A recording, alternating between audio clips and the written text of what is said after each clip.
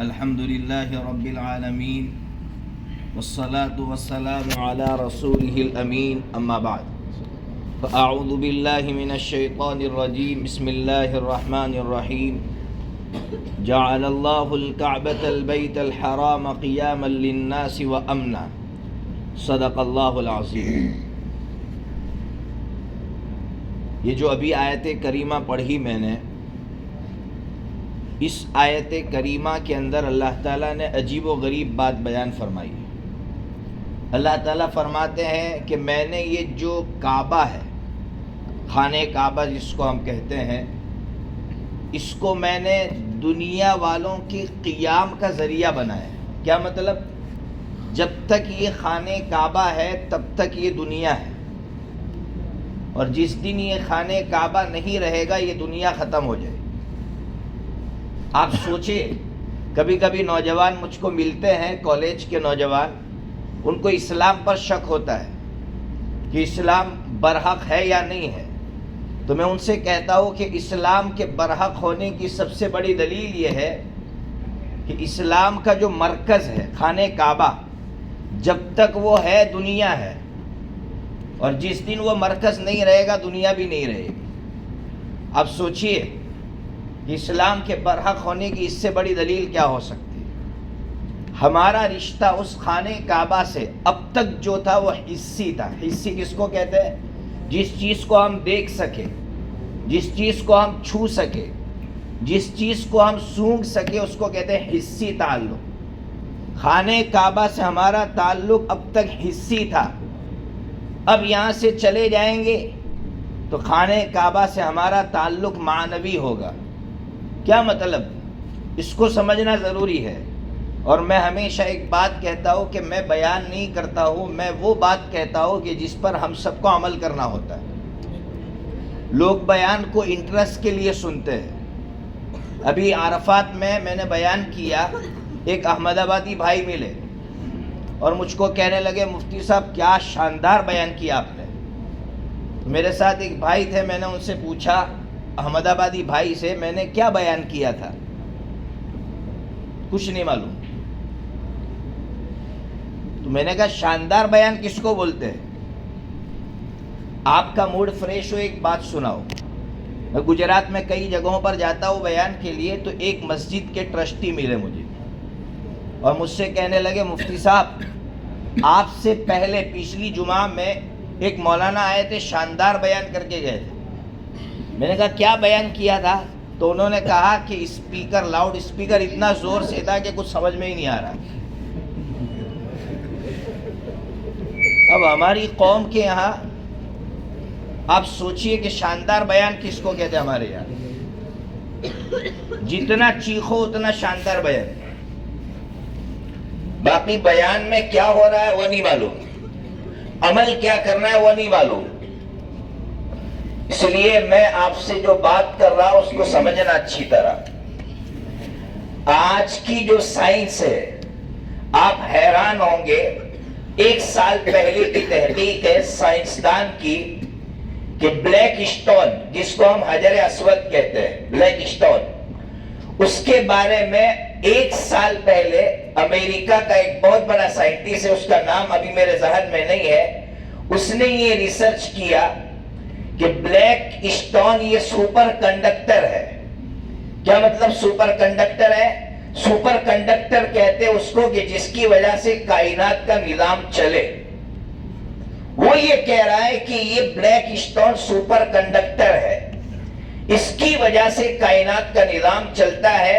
جس دن یہ super conductor نہیں ہوگا کائنات درہم برہم ہو جائے گی۔ اللہ اکبر۔ حدیث پاک کہہ رہی ہے کہ جب اللہ تعالیٰ کو اس دنیا کو ختم کرنا ہوگا تو اللہ تعالیٰ حجر اسود کو اٹھا لیں گے، پھر ایک حبشی، بخاری شریف میں چھوٹی پنڈلی والا ایک حبشی خانہ کعبہ کی چھت پر چڑھے گا اور اس کی ایک اینٹ اکھاڑے گا۔ اس دن دنیا یقین کر لے گی کہ اب دنیا فنا ہونے والی۔ اس خانہ کعبہ کا ہم طواف کرتے تھے، اس خانہ کعبہ کا ہم دیدار کرتے تھے۔ آج جن بھائیوں نے طواف وداع کیا ہوگا ان بھائیوں سے پوچھئے، ان کے دل کی کیفیت کو پوچھئے.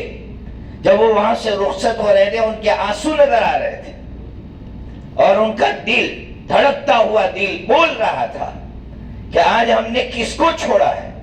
ایک ماں کو انسان جب گھر سے چھوڑتا، مدرسے میں پڑھنے والے لوگ ہیں، جب ہم مدرسے گھر سے نکلتے تھے تو ہم الٹا دیکھتے تھے بار بار اپنے گھر کو، مڑ مڑ کر دیکھتے تھے اپنی ماں کو، مڑ مڑ کر دیکھتے تھے اپنے بھائیوں کو، مڑ مڑ کر دیکھتے تھے اپنے متعلقین کو.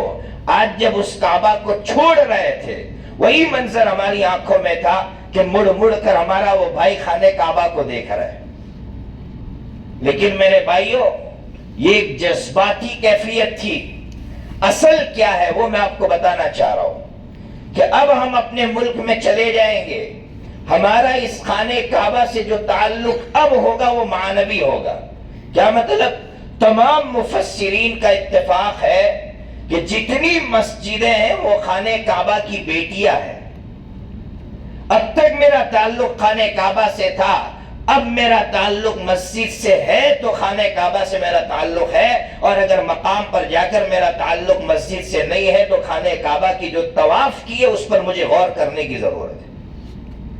50 طواف کر لیے، دنیا کو بتایا 50 طواف کیے، مقام پر جا کر سو گئے، فجر کی نماز نصیب نہیں ہوئی، تو یاد رکھیے وہ جو طواف کیے تھے نا وہ اللہ کی مقبول نہیں ہوئے. یہ تھرمامیٹر ہے کہ میرے طواف اللہ کی یہاں مقبول ہوئے، میرا تعلق اللہ کی یہاں مقبول ہوا یا نہیں ہوا. تو میری فجر کی نماز، میری ظہر کی نماز، میری 5 نمازیں مسجد میں ادا ہو رہی ہے، خانہ کعبہ سے جڑی ہوئی چیز سے میری نمازیں ادا ہو رہی ہے. اگر نہیں ہو رہی ہے تو میرے طواف اللہ کے یہاں مقبول نہیں ہوئے. سوچنا گھر جا کر میرے بھائی. اس لیے یہاں سے اللہ سے مانگ مانگ کر جانا کہ اللہ میرے طواف کو مردود مت کرنا.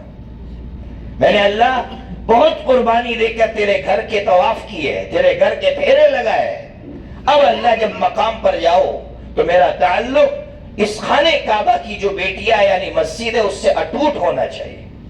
تو ہوگا نا بھائی؟ ایک نماز اب نہیں چھوٹے گی.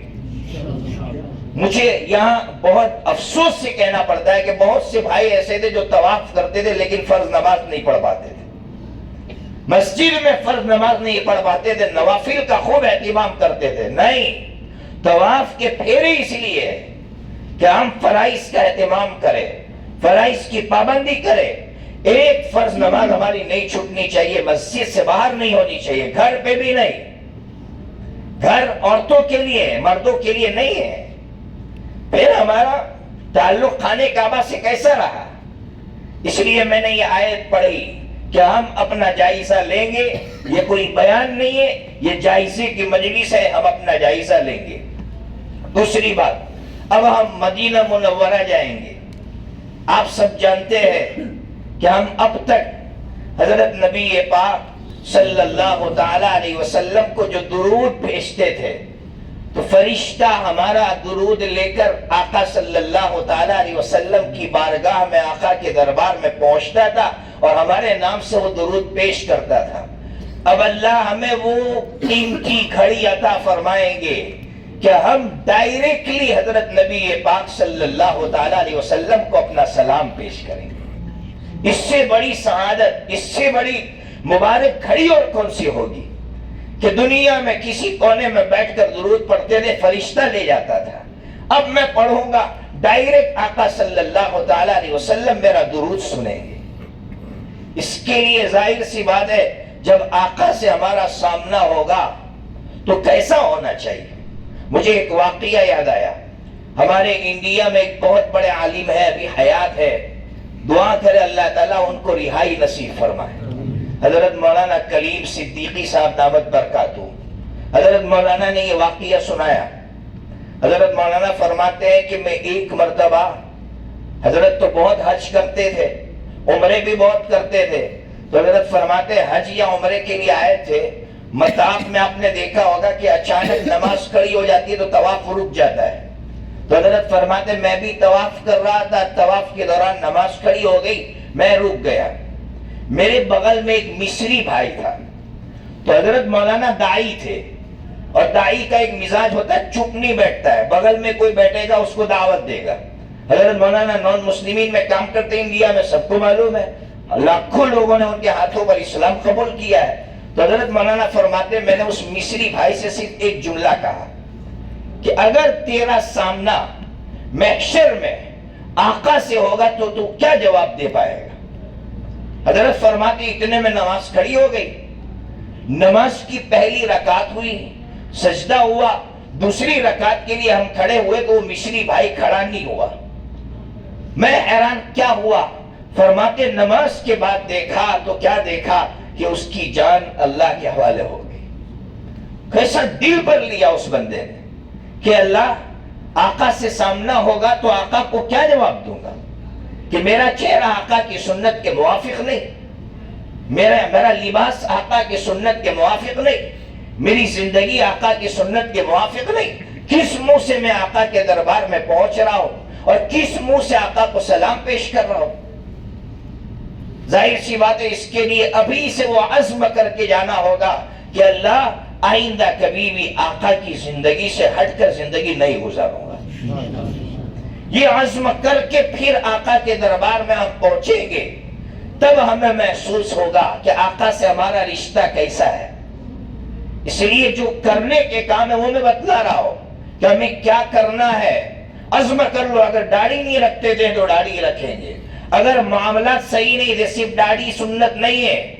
میں آپ کو ایک حدیث سنا، حضرت انس بن مالک رضی اللہ تعالیٰ عنہ کی حدیث ہے. حضرت انس بن مالک رضی اللہ تعالیٰ عنہ سے نبی پاک صلی اللہ علیہ وسلم نے فرمایا تھا اے انس میں تجھے اپنی ایک بڑی سنت نہ سناؤں؟ ترمذی شریف کے اندر حدیث ہے. فرمایا کیوں نہیں اللہ کے رسول؟ فرمایا تیرے دل کے اندر اگر کسی کا کینہ نہیں ہے تو یاد رکھنا یہ میری سب سے بڑی سنت ہے، اور جس کے دل میں میری یہ سنت ہوگی وہ میرے ساتھ ہوگا، قیامت میں میرے ساتھ ہوگا. تو سنت صرف داڑھی رکھنے کا نام نہیں ہے. لوگ سمجھتے کہ داڑھی رکھنے کا نام سنت ہے. دلوں میں کینہ رکھ کر آقا کے دربار میں پہنچیں گے، آقا کہیں گے یہ کون ہے، اس کو بھگاؤ یہاں سے، اس کے دل میں کینے ہیں، اس کے دل میں نفرتیں ہیں، اس کے دل میں دشمنیاں، بغض اور عداوت ہے. بغض، عداوت، نفرت، کینہ، گندگیاں لے کر آقا کے دربار میں کیسے پہنچیں گے؟ آقا صلی اللہ تعالیٰ علیہ وسلم نے، آپ جانتے ہیں کیسے کیسے لوگوں کو معاف کیا ہے، اور آج یہاں بیٹھ کر ہم اپنے ان دشمنوں کو نہیں معاف کر سکتے ہیں. آپ کو ایک چھوٹا سا واقعہ سنو، میرا موڈ نہیں تھا لیکن واقعہ میرے دماغ میں ابھی آیا، اور چونکہ ہم یہاں سے گویا ایک اعتبار سے مکہ چھوڑ کر مدینہ منورہ جائیں گے تو ایک اعتبار سے ہجرت کی شواہد لے کر جائیں گے، ہجرت کی صورت لے کر جائیں گے. ہجرت کی حقیقت سے تو ہم ظاہر سی بات ہے ایک سو کا ایک ادنا حصہ بھی ہمیں حاصل نہیں ہو سکتا ہے. جنہوں نے ہجرت کی ہے ان کے بارے میں قرآن مجید نے جو باتیں کی میں اس کی طرف جانا نہیں چاہتا ہوں. حضرت زینب رضی اللہ تعالیٰ عنہ کا واقعہ بڑا مشہور ہے.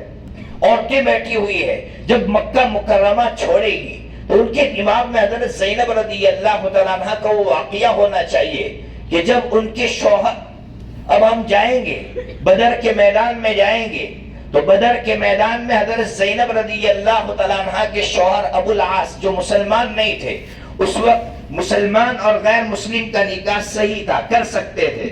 ان کے شوہر مسلمان نہیں تھے، پکڑے گئے تھے، دشمنوں کے ساتھ وہ بھی پکڑے گئے تھے، قیدی بنائے گئے تھے. تو آقا نے اعلان فرمایا جو بھی کچھ دے گا ہم اس کو رہا کر دیں گے، چھوڑ دیں گے. تو ابو العاص نے اپنی بیوی کو لیٹر لکھا، یعنی حضرت زینب رضی اللہ تعالیٰ عنہ کو لیٹر لکھا کہ تمہارے ابا نے کچھ مانگا ہے، میرے پاس تو کچھ نہیں ہے، تمہارے پاس ہو تو بھیجو. تو حضرت زینب رضی اللہ تعالیٰ عنہ نے ہار تھا، ہار جو ان کی والدہ نے رخصتی کے وقت دیا تھا، وہ ہار کاغذ میں پیک کر کے بھیج دیا. آقا صلی اللہ تعالیٰ علیہ وسلم کی خدمت میں جب ابو العاص لے کر حاضر ہوئے اور آقا نے وہ کاغذ کھولا ہے، آقا کی آنکھ میں آنسو آ گئے، اس لیے کہ حضرت ماں خدیجہ کی یاد تازہ ہو گئی رضی اللہ تعالیٰ عنہ کہ خدیجہ نے جو ہار اپنی بیٹی کو رخصتی کے وقت دیا تھا، آج میری بیٹی نے وہی ہار اپنے شوہر کو رہا کروانے کے لیے بھیجا ہے. آقا نے صحابہ کرام کو جمع کیا اور صحابہ کرام سے کہا اگر آپ کی اجازت ہو تو یہ ہار واپس کر دوں. کہا حضور اس میں پوچھنے کی کیا بات ہے، آپ واپس کر دے. ابو العاص سے کہا ایک شرط پر چھوڑوں گا. کہا کیا شرط ہے؟ کہا میری بیٹی مکہ میں ہے، تم میری بیٹی کو مدینہ منورہ بھیج دو گے؟ کہا بالکل، میں آپ کی بیٹی کو مدینہ منورہ بھیج دوں گا۔ ابو العاص گئے مکہ مکرمہ، اور ان کو کہیں سفر کرنا تھا تو اپنے چھوٹے بھائی کے ساتھ حضرت زینب رضی اللہ تعالیٰ عنہ کو بھیجا ہے۔ کیا عجیب سفر ہے! حضرت زینب رضی اللہ تعالیٰ عنہ جب نکلی ہے اونٹنی پر سوار ہو کر، دشمنوں کو پتا چل گیا کہ آقا کی بیٹی دن دہاڑے نکلی ہے، تو دشمنوں کی جو ٹیم تھی، اس کا جو سردار تھا، اس کا نام ہے حبار، نوجوان لڑکا تھا، اس نے کہا چلو پیچھا کرو۔ اب یہ پیچھا کرتے ہوئے جب نکلے، حضرت زینب رضی اللہ تعالیٰ عنہ آگے چل رہی ہے، اور ان کے جو شوہر کے چھوٹے بھائی تھے وہ اونٹ کی نکیل پکڑ کر چل رہے تھے۔ اس نے آواز لگائی زینب رک جاؤ۔ حضرت زینب رضی اللہ تعالیٰ عنہ نے کہا نہیں روکوں گی۔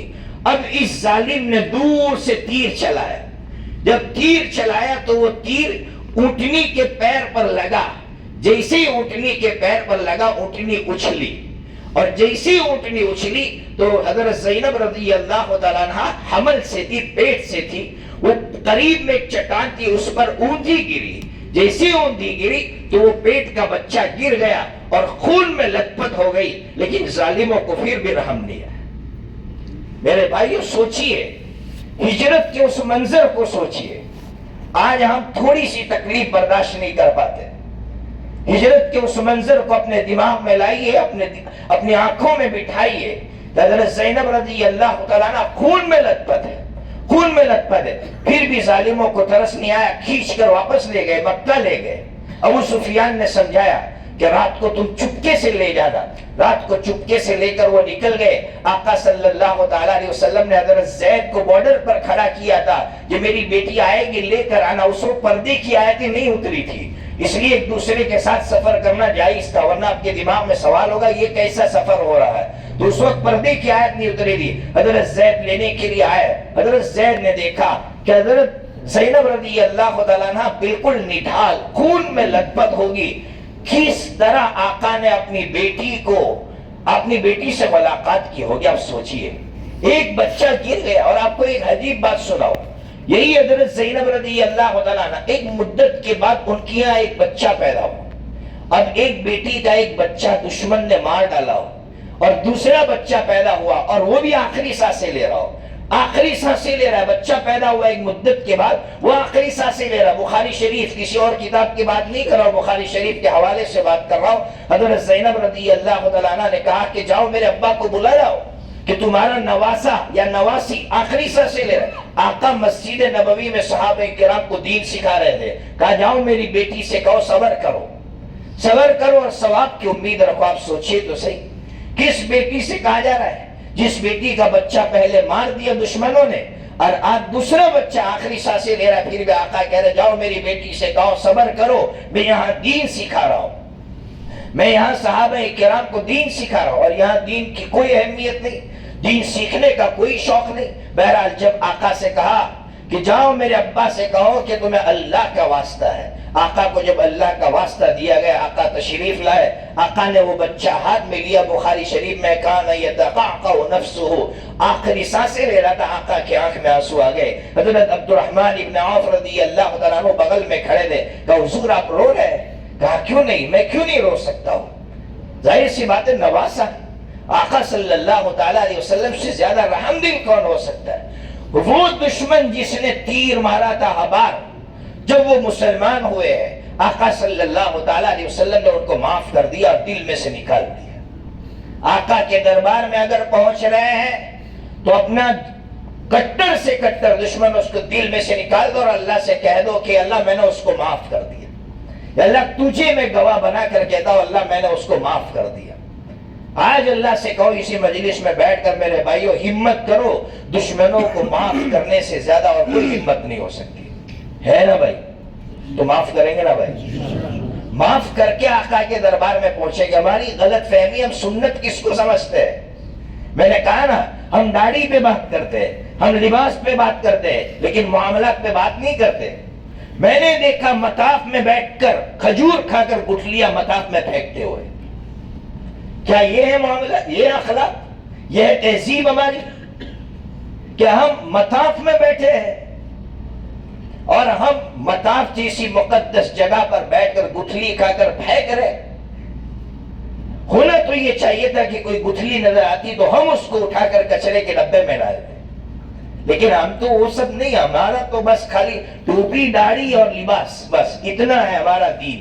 اس سے آگے ہمارا دین نہیں ہے کہ میرا یہ بھائی تکلیف میں بیٹھا ہے، 2 زانوں بیٹھا ہے اور میں چوڑا ہو کر بیٹھا ہوں، لیکن میں اپنے آپ کو سکیڑنے کے لیے تیار نہیں ہوں.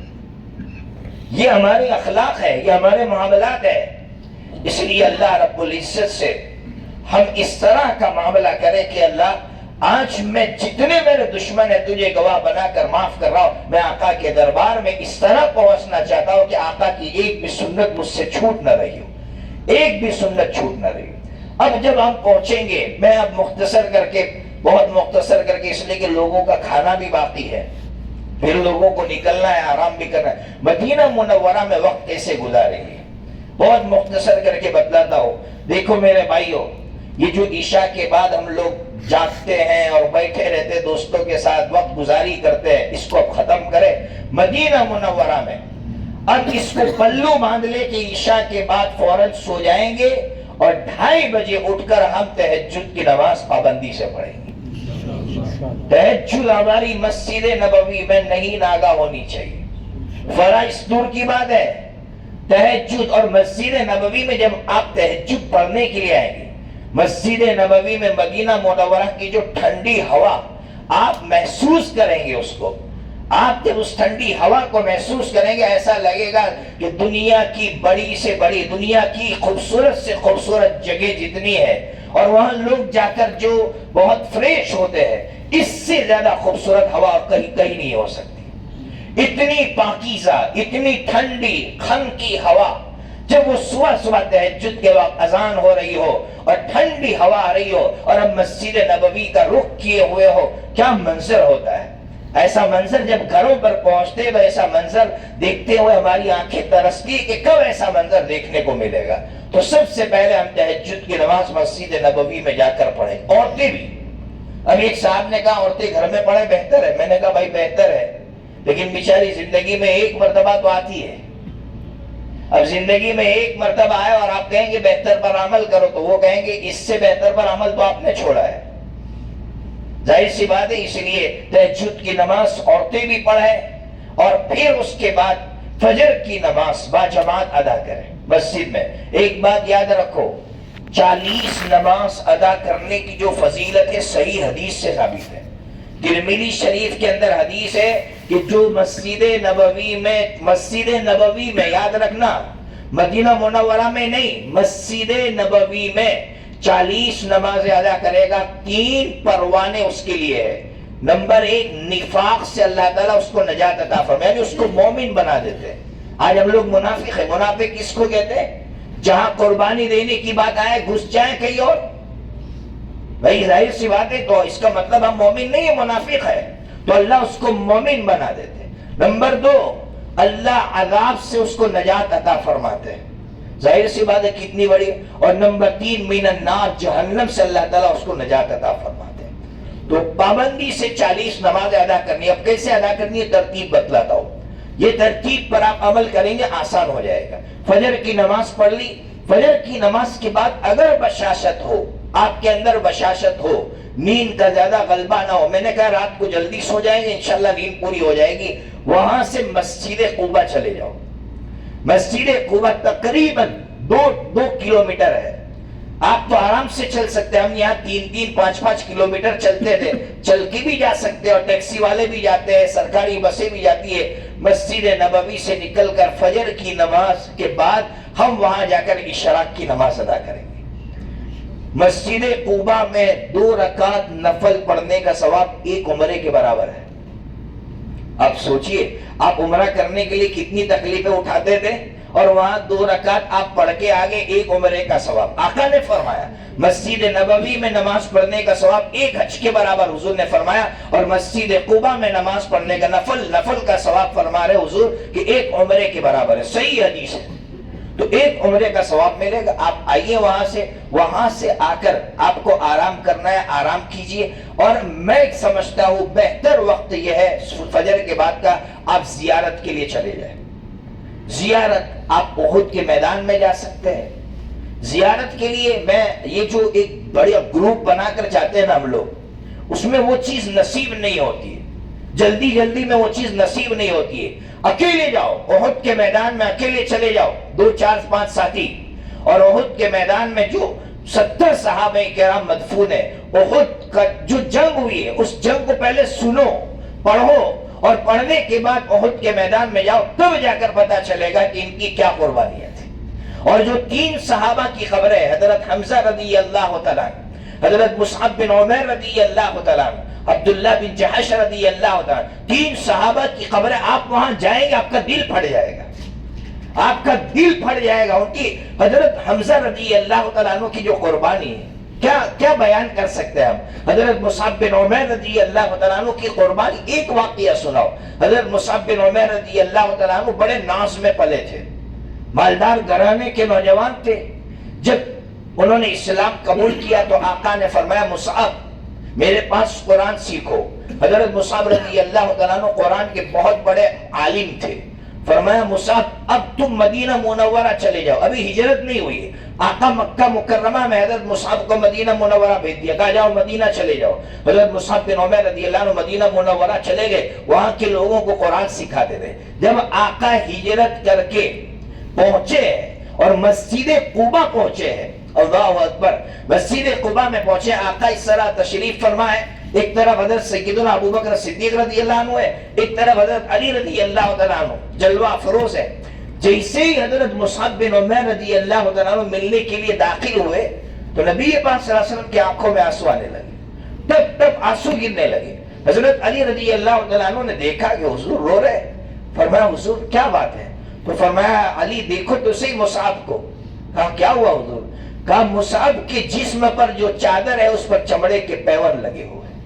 یہ وہ نوجوان ہے کہ وہ شاہانہ لباس پہنتا تھا، اور آج اسلام کے لیے اس کی قربانی تو دیکھو. وہ مصعب بن عمیر کہ جب وہ شہید ہوتے ہیں تو ان کے پاس اتنی چادر نہیں ہے کہ ان کے پورے جسم کو ڈھانک سکے. آقا کی آنکھ میں آنسو آ رہے ہیں. حضرت سیدنا حمزہ رضی اللہ تعالیٰ عنہ کو جس بے دردی کے ساتھ شہید کیا، جب عورتیں رو رہی تھی، آقا جب پہنچے ہیں تو آقا نے پہلی مرتبہ یہ جملہ کہا کہ میرے بھائی حمزہ کے لیے کوئی رونے والا نہیں.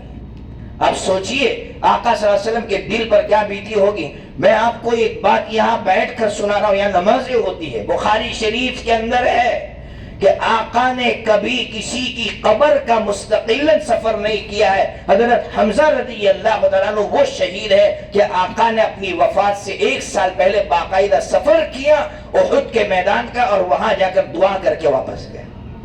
کتنا بڑا مقام ہوگا. ہم وہاں جائیں، وہاں جا کر پہلے جنگ احد کو پڑھے، اس کو سنیں، اور اس کے بعد وہاں جائیں گے تو پتا چلے گا کہ جنگ احد کس طرح ہوئی تھی.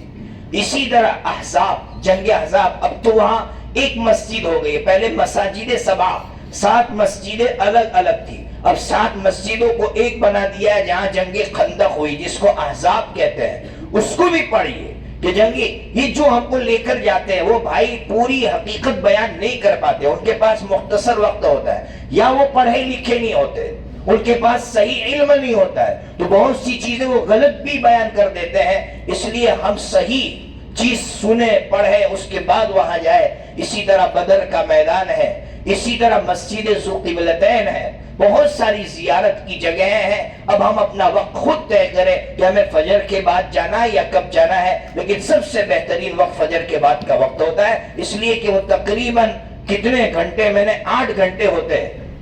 ظہر کے وقت تک آپ واپس آ سکتے ہیں اور ظہر کی نماز مسجد نبوی میں ادا کر سکتے ہیں. مسجد نبوی میں ظہر ادا کرنے کے بعد فوراً سونے کا اہتمام کریں.